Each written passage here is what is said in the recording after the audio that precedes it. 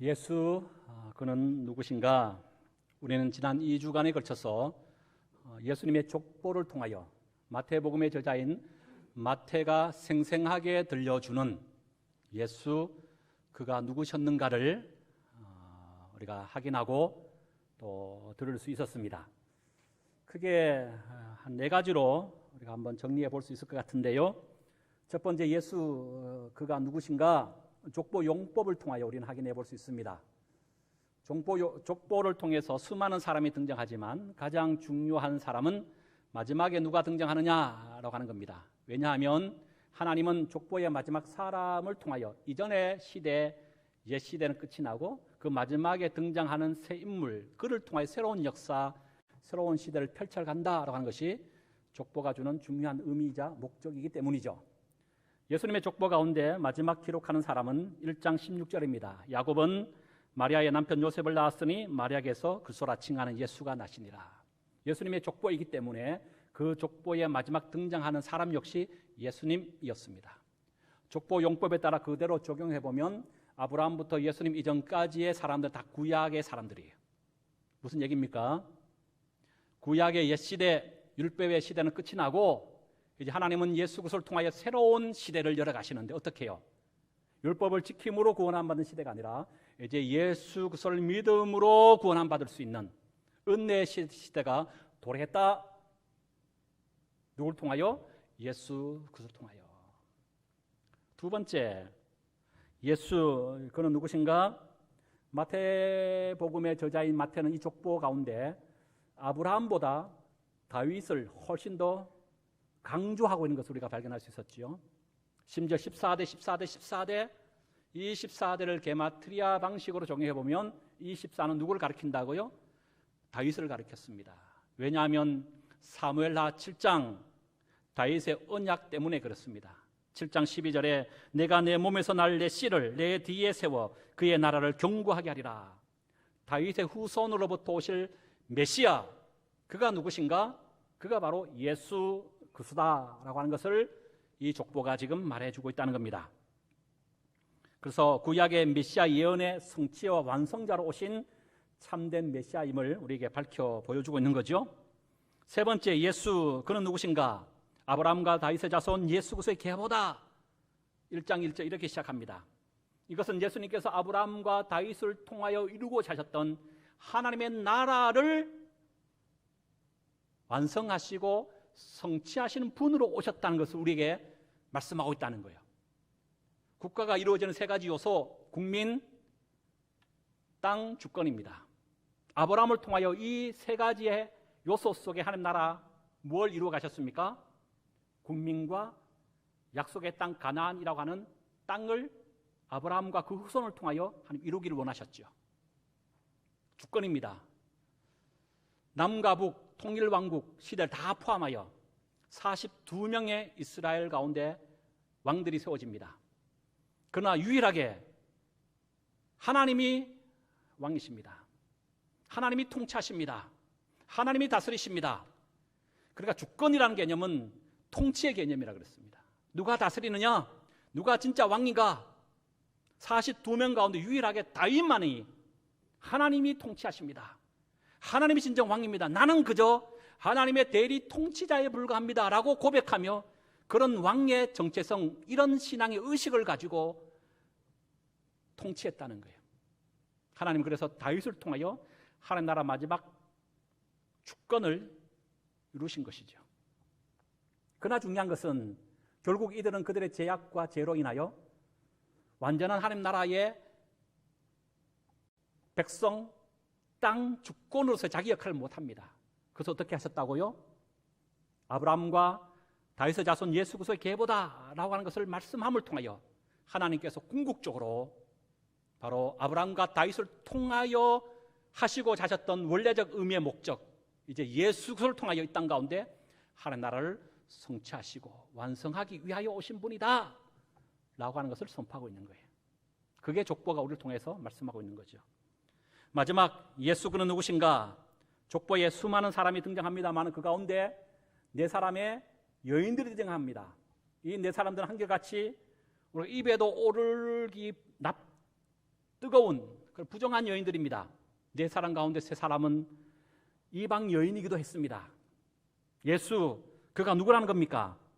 남자와 여자의 장벽을 허물신 분이시다. 유대인과 이방인의 장벽을 허무셨다. 죄인의 장벽을 허무신 분이시다. 저주가 축복으로 바꾸게 하신 분이다. 수치와 영광이 되게 하신 분이시다. 사망이 생명으로 옮기게 하신 분이시다. 그가 누구라고요?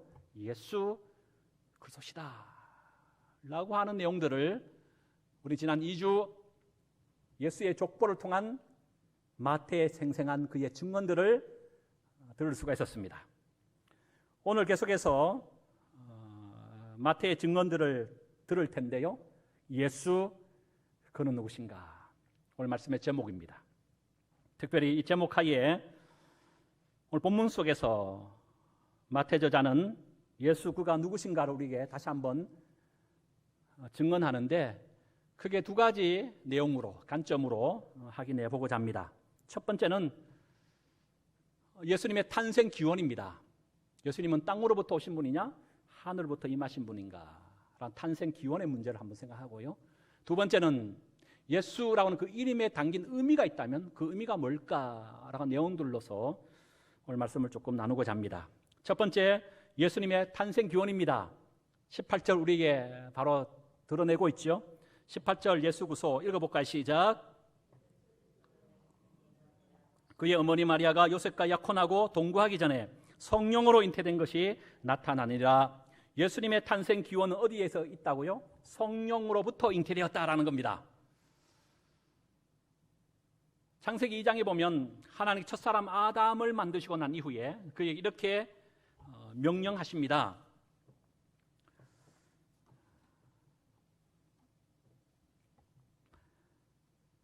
창세기 2장 24절 이러므로 남자가 부모를 떠나 그의 아내와 합하여 둘이 한 몸을 이룰지로다. 아담 이후 인류는 바로 이 가정이라고 하는 울타리 안에서 부부를 통하여 한 몸 되는 사랑의 결과로서 아이를 잉태하고 출산하도록 하나님이 제도적으로 창조해 줄수록 그렇게 사실 못 박으신 거죠. 이것이 또한 자연의 섭리요 이치 아닙니까? 그런데 예수님은 그런 방법이 아니라 성령으로 잉태되셨다라고 지금 말씀하고 있습니다. 여기서 우리는 예수님의 신적 기원을 우리는 발견할 수 있습니다. 사도 바울이 쓴 신약 27권 가운데 바울이 쓴 바울 서신이 13권입니다.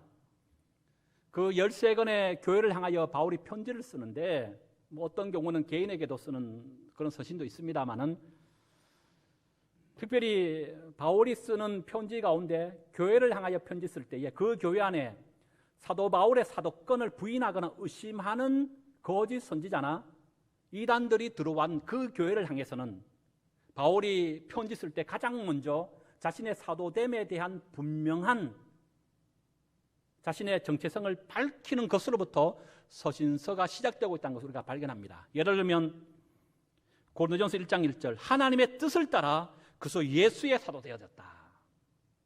디모데전서 1장 1절도 마찬가지입니다. 우리 구주 하나님과 우리의 소망이신 그리스도 예수의 명령을 따라 그리스도 예수의 사도된 바울은 특별히 갈라디아서는 이렇게 시작합니다. 나는 사람에게서 난 것도 아니요 사람으로 말미암은 것도 아니요 오직 예수 그리스도와 그의 죽은 자 가운데 살리신 하나님 아버지로 말미암아 사도된 바울은.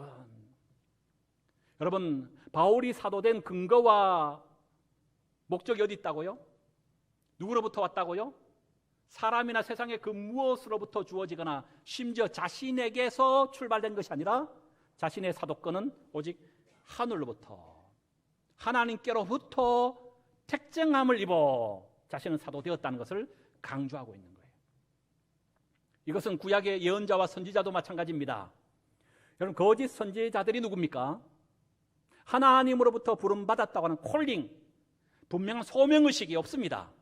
그러다 보니까 그들이 전한 메시지도 자신의 생각과 뜻을 전하기에 급한 거예요. 메시지에 방점이 있는 것이 아니라 내가 이 말을 할 때 사람들이, 회중이, 군중이, 청중이 어떤 반응을 보일 것인가, 인기에 병합하여 사람이 듣기에 좋은 말만 하는 거예요. 그게 거짓 선지자와 예언자의 특징입니다. 그러나 참 선지자와 예언자는 누구들입니까? 하나님께서 자기를 부르셨다고 하는 분명한 소명의식을 가지고 있는 자예요. 분명한 확신을 갖고 있습니다. 하나님이 나를 부르셨다. 그러게 하기에 그들의 메시지 역시도 하나님께서 그들에게 맡겨주신 말씀만을 바르고 정확하게 전하는 자들이었습니다. 이 말을 전할 때 사람들이 어떤 반응을 할 것인가, 어떤 호응을 할 것인가, 인기에 병합하여 전하지 않았습니다. 그 말씀이 저주면 저주 그대로, 복이면 복 그대로 말씀의 방점을 가지고 맡기신 말씀을 바르고 정확하게 전하고자 힘쓰고 애썼던 그런 자들이 참 예언자, 선지자였다는 거예요. 중요한 것은 하나님께서 직접 택정하여 사도로 세웠다 할지라도 분명한 콜링, 부르심에 대한 소명과 바른 메시지를 전하는 예언자와 선지자라 할지라도 그들 모두는 하나님께서 첫사람 아담에게 말씀하신 바대로 아내로부터 한 몸이 되어 잉태당하고 출산하게 된 그런 방법으로 이 땅에 태어난 이들에 불과하다는 거예요. 아담이 모든 인류가 이런 법칙에 따라서 우리가 다 이 땅에 태어났고 지금 이 자리에 있는 것 아닙니까? 그런데 오직 예수님은 하늘의 방법, 성령으로 잉태되셨다라고 말하고 있는 거예요. 그럼 여기서 우리는 이런 질문을 할 수 있을 것 같습니다. 왜? 자연의 이치, 창조의 질서에 따라서 예수님도 아담 이후 육신의 몸을 입고 이 땅에 오셨다면 그 방법 그대로 잉태당하고 태어나시면 되는 건 아닌가? 왜 예수님은 굳이 성령으로 저는 당하셨다라고 생각해요. 왜 성령으로 잉태당하셨을까? 왜 잉태되실 수밖에 없었을까? 그 이유가 있다면 그게 뭘까라고 하는 거예요. 성령으로 잉태되셨다. 두 가지 생각해 볼 수 있어요. 첫 번째, 하나님은 온 일을 구원하시고자 하는 구원사적 관점, 이걸 신학적 용어로 구속사라고 얘기하죠. 예수님이 왜 성령으로 잉태되실 수밖에 없었는가? 구속사적 관점으로 보면 죄가 없으셔야 하기 때문에. 왜요? 죄인이 죄인을 구원할 수 있습니까? 없습니다.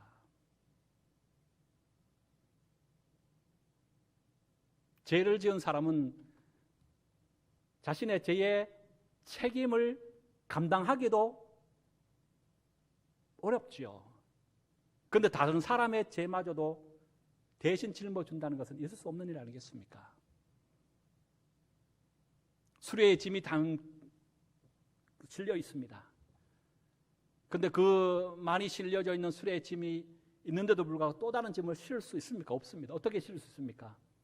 빈 수레가 될 때만이 짐을 실을 수 있는 거예요. 여러분, 죄인을 구원할 수 있는 유일한 길은 오직 죄 없고 깨끗하고 정결한 그 누군가 나의 죄를 대신 담당할 때만이 내 죄가 사여지는 거 아닙니까? 구약시대 때 이스라엘 백성은 죄를 범합니다. 그들이 죄를 사함받기 위하여 하는 행동이 있습니다. 뭡니까? 하나님께 다시 그들에게 회복의 기회를 주시기 위하여 주신 것이 제사제도예요.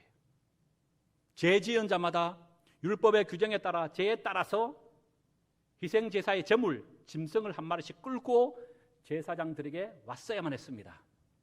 이때 자신의 죄를 대신 짊어지고 희생해야 할 그 제물, 그 짐승은 아무거나 눈에 보이는 대로 닥치는 대로 그냥 끌고 가서 될 문제가 아니었습니다. 율법에 따르면 이 짐승의 제물의 규정을 이렇게 정하고 있습니다. 레위기 22장 22절, 너희는 눈먼 것이나 상한 것이나 지체의 배임을 당한 것이나 종기가 있는 것이나 습진 있는 것이나 비루 먹은 것, 비루 먹었다는 것은 질병으로 인하여 털이 빠진 약한 것을 말합니다. 이런 것을 여호와께 드리지 말고 오직 흠 없는 것을 드려야 한다. 그리고 레위기 22장에 보면 흠 없는 것을 드려야 합니다. 흠 없는 것을 굉장히 반복하며 강조하고 있더라고요. 무슨 의미입니까? 여러분, 예수님께서 이처럼 성령으로 잉태되셨다는 것은 그의 탄생 기원으로부터 죄 없는 상태로 잉태하셨다고 하는 거예요. 이유는 오직 한 가지, 흠 없고 깨끗한 어린 양의 속죄 제물로서 온 인류를 구원하시기 위함이신 줄로 믿습니다. 그래서 베드로전서 1장 18절과 19절 이렇게 얘기합니다. 너희가 알거니와 너희 조상이 물려준 헛된 행실에서 대속함을 받은 것은 은이나 금이나 없어질 것으로 된 것이 아니요 오직 흠 없고 점 없는 어린 양 같은 그 소의 보배로운 피로 된 것이라. 여러분, 예수님께서 왜 성령으로 잉태되실 수밖에 없다고요? 죄 없이 태어나심을 통하여 인류의 우리의 모든 죄를 대신 담당하시기 위하여 라고 하는 겁니다. 두 번째, 성령으로 잉태되셨다라고 말씀하는데요. 근데 예수님의 공생의 전 삶을 보면 예수님은 잉태되실 때만 성령으로 잉태되신 것만이 아니었습니다. 예수님이 공생을 시작하기 전에 세례 요한으로부터 세례를 받으시죠. 그리고 무트로 올라왔을 때 놀라운 기적이 벌어지죠. 어떻게 됩니까? 하늘 문이 활짝 열리면서 성령의 비둘기처럼 예수님 가운데 강력하게 임하셨다라고 성경 우리에게 증언합니다. 그리고 40일 금식 기도하시고 강야의 시험을 받으실 때도 어떻게 하십니까? 성령님의 인도하심을 따라 성령의 이끌림을 당하여 강야에 가서 사단에게 시험받았다라고 말씀하고 있더라고요.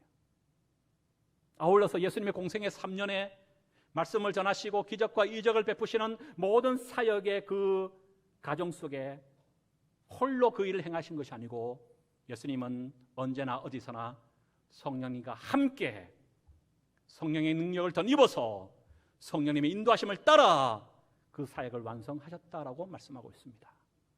심지어 마지막 예수님께 부활하시고 40일 동안 마지막 지상 사역을 하시고 승천 하늘 위로 승기하실 때 성경은 뭐라 얘기합니까? 하늘 위로 올라가셨다라고 하는, 올라가셨다는 단어 써요. 문법적으로 보면 수동태입니다. 스스로 올라가신 것이 아니고 누군가에 의하여 올라가셨다는 거예요. 예수님을 올리신 분이 누구라는 겁니까?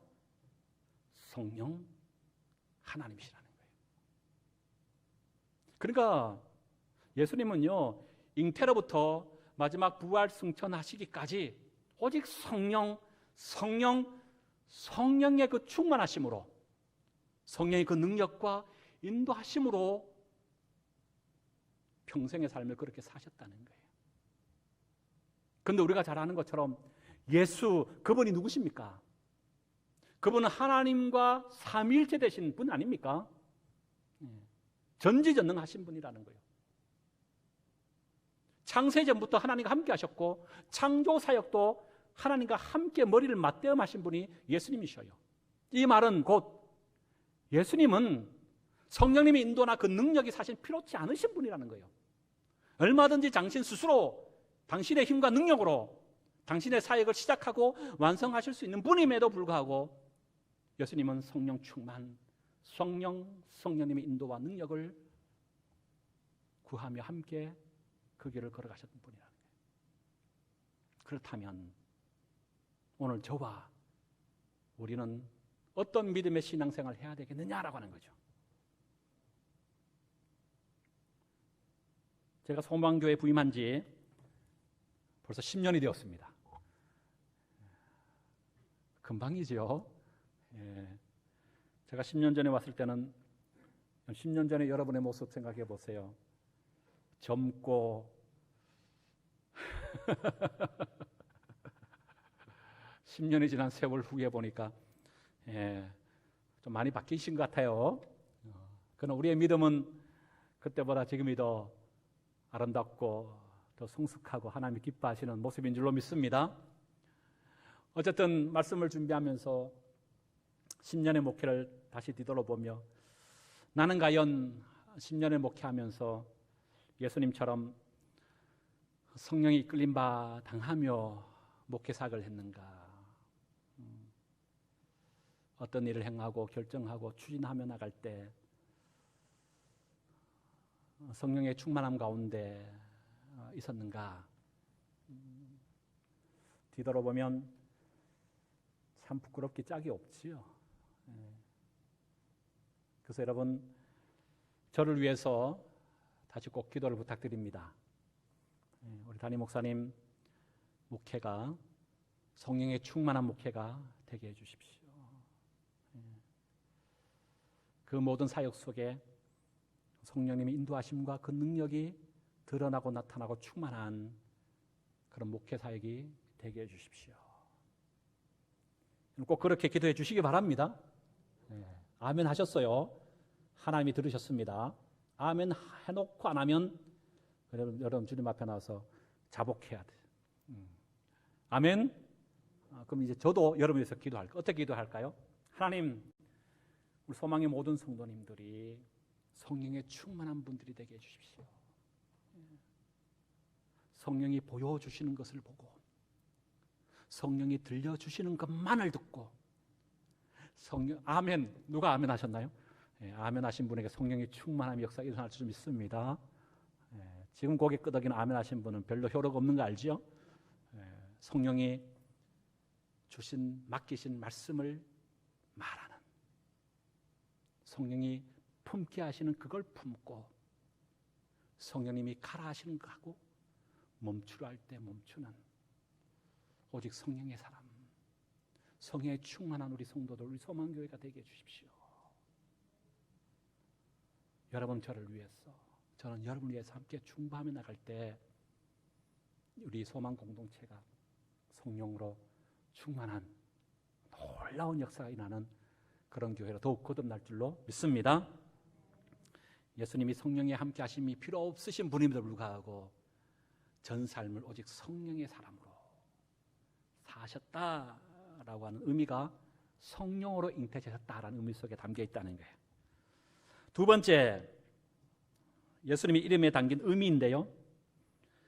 오늘 본문서는 크게 두 가지로 세부적으로 나눠서 얘기할 수 있습니다. 첫 번째, 21절이죠. 21절 읽어봅니다. 시작. 아들을 낳으리니 이름을 예수라 하라.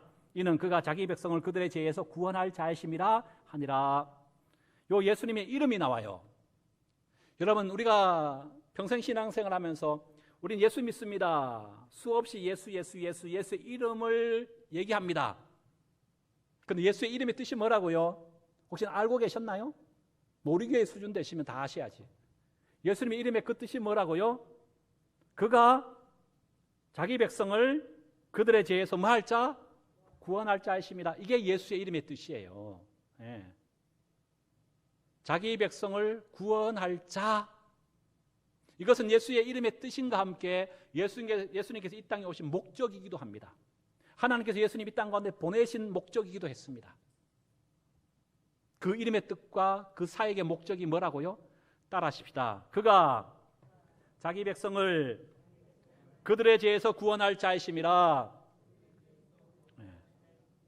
예수님의 이름 뜻과 예수님 이 땅에 오신 궁극적인 목적이 뭐라고요? 자기 백성을 죄로부터 구원하기 위하여 오신 분. 다시 예수님의 이름의 뜻과 그분이 이 땅에 오신 궁극적인 목적, 이것이 전부고 모두입니다. 그 목적과 뜻이 뭐라고요? 자기 백성을 죄로부터 구원하기 위하여 오신 분이시다. 아멘. 네. 여러분, 끝. 더 이상도 더 이하도 없습니다. 예수님 이 땅에 오신 목적이 뭐라고요? 자기 백성을 죄로부터 구원하기 위해 오신 분이에요. 여러분, 이게 끝이라고요. 어떻게 생각하세요? 여러분은 저보다 믿음이 더 좋으신 것 같아. 아멘. 당연하지요. 그렇지요. 정말 그런가요? 예수님이 자기 백성을 죄로부터 구원하기 위해 오셨어? 그게 끝이고 전부야?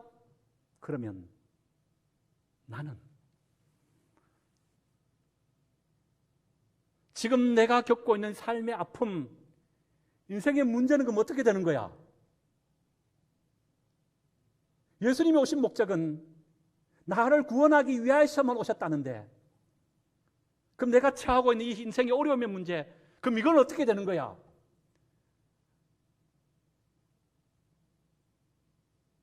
그럼 이 의함, 속 시원치 않은, 뭔가 답답한, 뭔가 어색한, 자기 백성을 구원하시기 위해서만 오신 거야. 이게 끝이야. 이게 전부야. 그럼 내가 지금 당면하고 있는 이 힘겨운 인생의 문제는 어떻게 되지? 이 생각 안 드시나요? 여러분, 물론 우리 하나님 아버지는 참 좋으신 아빠, 아버지시기에 우리의 인생의 문제 또한 해결해 주실 줄로 믿습니다. 그러나 이것이 신앙의 궁극적인 목적이나 최종 방향성이 되어서는 안 된다는 거예요. 호산나, 다윗의 자손 예수여, 종려나무 가지를 꺾으며 흔들어 예루살렘에 입성하는 예수님을 한화하며 큰 소리치고 외치며 맞았던 수많은 군중들. 여러분, 이 한화하며 예수님을 따르고 창가를 부르며 외쳤던 그 군중들, 왜 그렇습니까? 예수, 그가 자기 백성을 죄로부터 구원하기 위하여 오셨다는 것뿐만 아니라 이들은 왜 예수님 쫓았습니까? 왜 한호했습니까? 그 이유는 다른 곳에 있었습니다. 자신의 나라 이스라엘이 로마로부터 군사적인, 정치적인 해방자 메시아로 예수님을 바라본 거예요.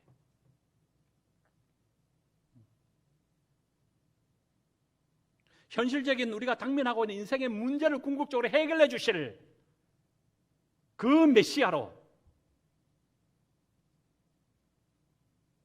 그들은 예수님을 따랐습니다.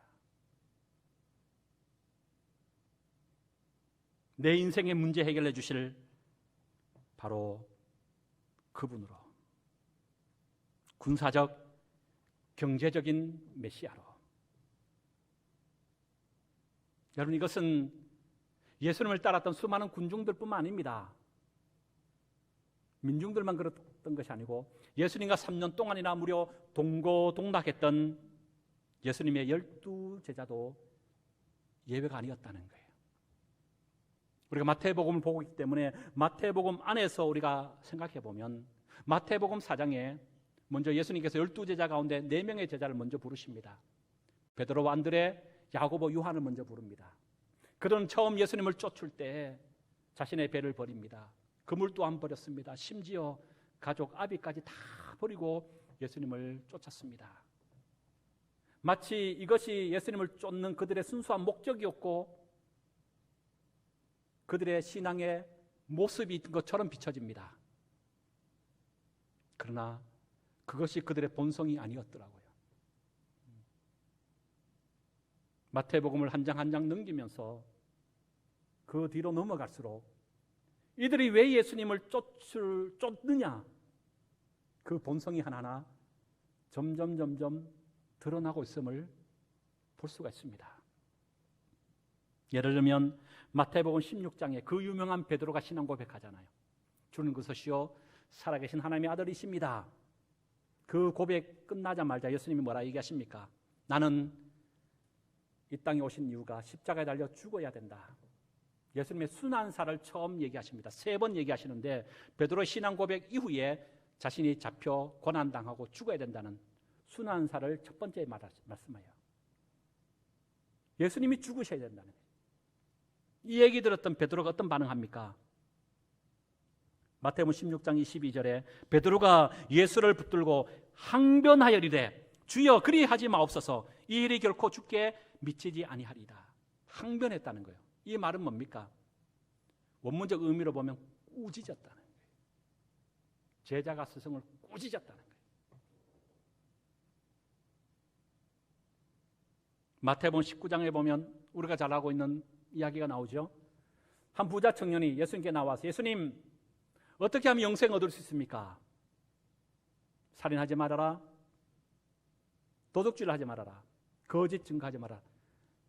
계명 지켰느냐? 예, 어릴 적부터 이 계명 다 지켰습니다. 그런데 너에게 지금 한 가지 부족한 것이 있다. 너의 모든 재산을 가난한 자들에게 나누어 주고 그리고 나를 따르라. 이 부자 처녀는 근신하며 떠났다라고 그랬어요. 중요한 것은 이때 제자들의 반응입니다. 마태복음 19장 25절에 제자들이 듣고 몹시 놀랐다. 뭘 듣고 놀랐습니까? 부자 청년이 가고 난 이후 예수님이 따로 제자들에게 우리가 잘 알고 있는 이 말씀을 하셨기 때문에.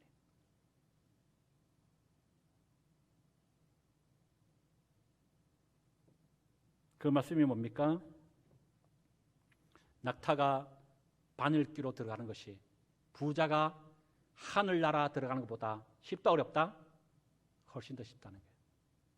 부자가 천국 가는 것이 낙타가 바늘귀로 들어가는 것보다가 훨씬 더 어렵고 힘든 일이라는 거예요. 이 얘기 듣고 제자들은 몹시 놀랐습니다. 왜 놀랐을까? 그 이후 베드로의 반응을 보면 알 수 있습니다. 그들이 왜 예수님을 쫓았는지 본색이 드러나는 장면이에요. 마태복음 19장 27절 이에 베드로가 대답하여 이르되 보소서 우리가 모든 것을 버리고 주를 따라 싸운데 그런즉 우리가 무엇을 얻을 수 있습니까? 모든 것을 버렸는데 부자 되는 것이 아니고 도리어 있는 것마저 가난한 자들 다 나누어져 버리면 과연 우리가 그럼 뭘 얻을 수 있습니까? 예수님을 따랐던 궁극적인 목적이 뭡니까? 내가 뭘 취하고 뭘 얻을 수 있습니까? 그럼 제자들 왜 따른 거예요? 부자 되기 위해 따른 거예요, 소위.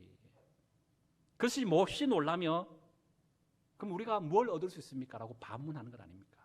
문맥의 내용의 흐름을 보면. 이것은 마태복음 20장에 더욱 노골적으로 그들의 본성이 드러납니다. 최초의 치마 빠름에 나오죠. 야고보와 요한의 어머니가 예수님께 나와서 부탁합니다. 예수님이 왕자의 자리에 올라가시면 내 아들 둘이 있는데 한쪽은 오른쪽에 한쪽은 왼쪽에 앉게 해주세요. 자의정 영의정 높은 건세 자리에 올라 세워달라고 부탁하죠. 중요한 것은 이것을 지켜보고 있던 제자들의 반응입니다. 마태복음 20장 24절에 보면 열 제자가 듣고 그 두 형제들에 대하여 분이 여기거늘 이라고 되어 있습니다. 왜 분이 여겼습니까? 엄마를 대동하여 치맛바람 날랐기 때문입니까? 잘못된 것을 구했기 때문입니까? 아니에요. 전체 문맥의 흐름을 보면 그들이 왜 분이 여겼느냐? 내가 먼저 구해야 될 문제였는데 내가 그걸 예수님 앞에 부탁해야 되는데 저 두 형제가 엄마를 대동하여 선수 쳤구나. 그래서 분이 여기는 거예요. 무슨 얘기입니까? 예수님을 따랐던 수많은 군중들, 심지어 예수님의 직계 제자 12제자마저도 예수님 왜 따랐다는 거예요? 소원성취입니다. 소위 도깨비 방망이를 쥐고자 한 거예요. 알라딘에 나오는 요술램프처럼 진의로 예수님을 생각했다는 거예요. 그렇지 아니하니까가 다 떠나버리잖아요. 심지어 예수님의 제자들도 떠나잖아요. 가룟유다는 자신의 목적을 예수님 통해 이루지 못하니까 본성을 따라서 본심대로 어떻게 해요? 예수님 음삼식의 팔음으로 그 돈을 목적으로 손에 쥐고 예수님 떠나죠. 다른 사람 다 예수를 떠난다 할지라도 나는 결단코 주님을 떠나지 않겠습니다. 생명 걸고 호언장담했던 베드로, 예수님이 허무하게 잡히시자 닭 울기 전 3번이나 부인하고 말지요. 곧 이불을 몸으로 감싸고 있다가 잡으려고 이불을 당기자 빨가벗은 몸체로 도망갔던 이 그가 어떤 사람은 마가 요한이다. 마가복음의 저자라고 얘기하는 그 제자라고 얘기해요. 오늘 마태복음은 우리의 믿음의 본질적인 문제를 터치하고 있습니다. 당신은 왜 지금 예수를 믿고 있습니까? 신앙생활하는 궁극적인 목적이 있습니까?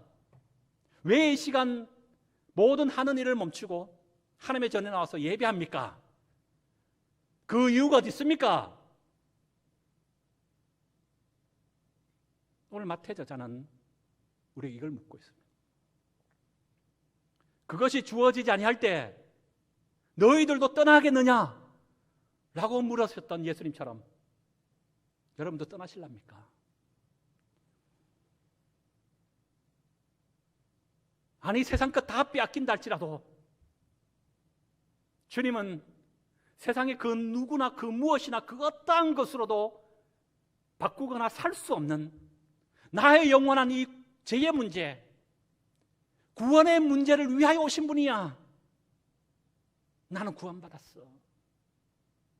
이거 하나만으로 만족하며 이미 구원함 받은 자로서 저 하늘의 그것을 누리기 위하여 달려가는 자의 삶으로 살아가고자 하는 그 믿음으로 오늘도 신앙생활하고 있는지, 신앙의 본질적인 문제를 다시 한번 생각해 봐야 된다는 거예요.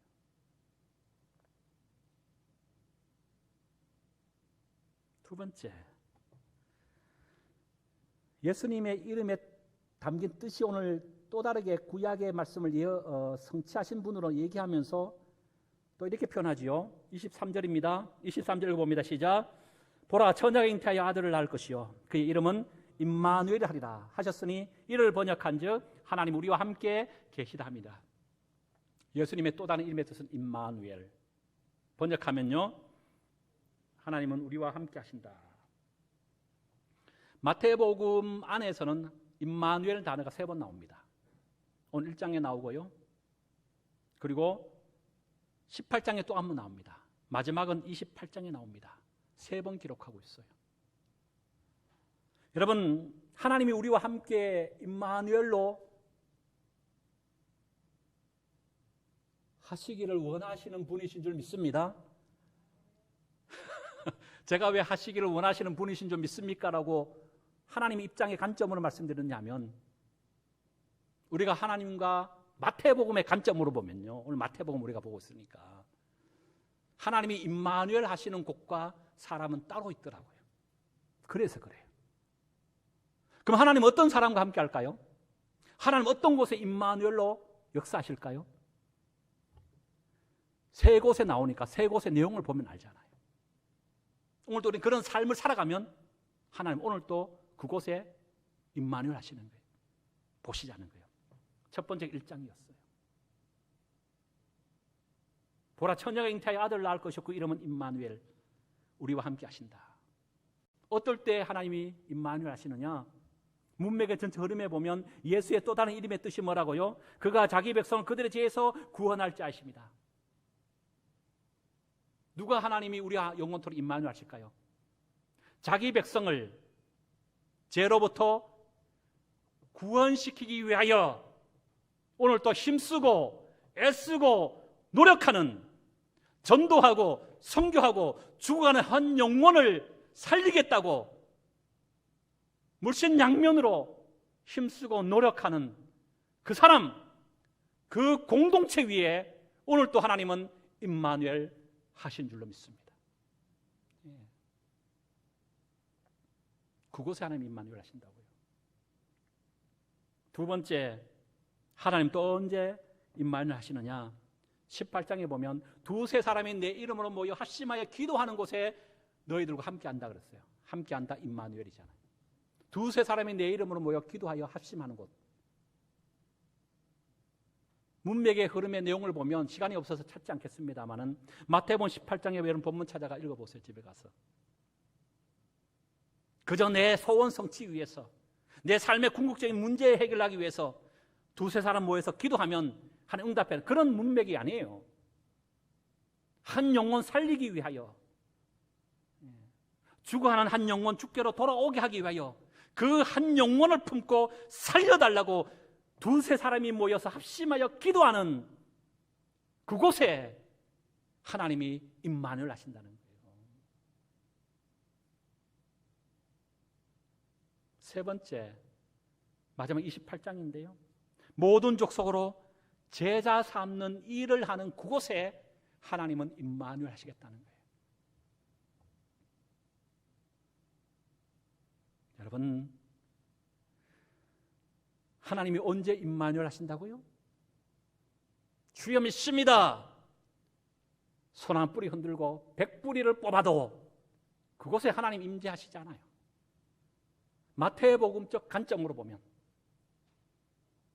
그곳에 하나님이 임마누엘 하시지 않습니다. 하나님은 언제 우리와 영원토록 함께 하십니까? 언제 임마누엘 하십니까? 첫 번째, 언제요? 잃어버린 영혼을 하나님께로 돌아오게 하는 그 일을 하는 곳.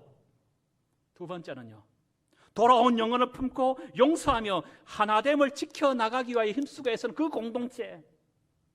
마지막 세 번째는요, 모든 족속에게 예수의 복음을 가르치며 세례를 주므로 예수의 제자 삼고자 하는 그 사람, 그 공동체, 그곳에 하나님 오늘도 함께 하시는 임마누엘의 역사가 일어날 줄로 믿습니다. 그곳에 하나님이 함께 하신다고요. 말씀을 마칩니다. 예수, 그는 누구신가? 첫 번째, 예수님은 성령으로 잉태되신 분이시다. 두 번째는요, 예수의 이름이 담긴 의미와 뜻이 뭐냐? 첫 번째, 자기 백성을 그들의 죄에서 구원할 자이십니다. 두 번째는요, 또 다른 의미의 뜻은 임마누엘, 하나님 우리와 함께 계시다. 여러분, 이 예수님으로 인하여 죽고 이 예수님으로 인하여 사는, 사나 죽으나 예수 안에 있는 저와 여러분 되실 수 있기를 주님의 이름으로 축복합니다.